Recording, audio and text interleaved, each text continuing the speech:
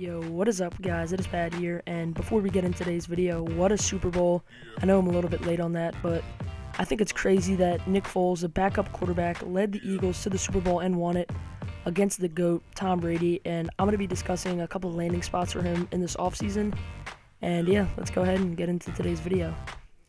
So obviously, the most likely option is that the Eagles decide to hold on to Nick Foles, considering the fact that Carson Wentz may not be ready for the start of the 2018 season. But just to make this video interesting, I'm going to be discussing a couple teams that could land Nick Foles in this offseason, and I'm going to be discussing why they could land them and why they couldn't. So the first team that I have is the Denver Broncos, and the reasoning why is that the Broncos don't have a starting quarterback on their roster.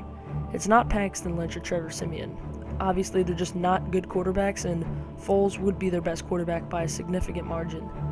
But the real reason why it won't happen is because the Broncos, who are coaching at the Senior Bowl, are already set up to draft their quarterback at number 5, and if they don't, they appear to be more likely to get someone like Kirk Cousins rather than Nick Foles.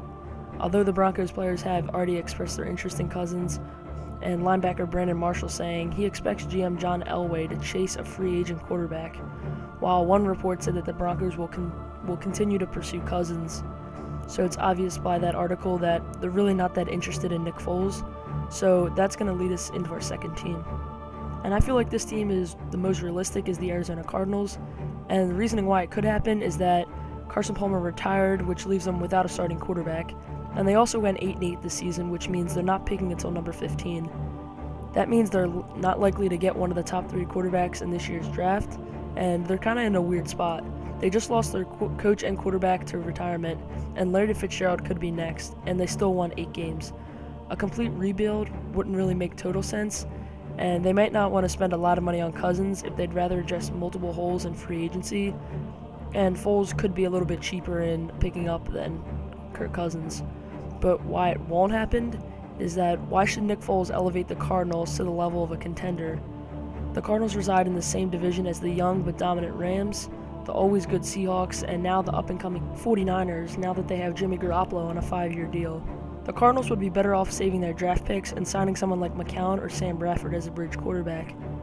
And obviously the most realistic would be that he just stays in Philly, but I feel like it's pretty interesting.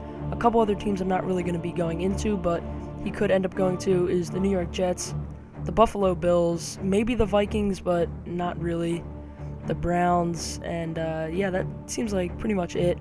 But I feel like this is going to be an interesting thing in the offseason.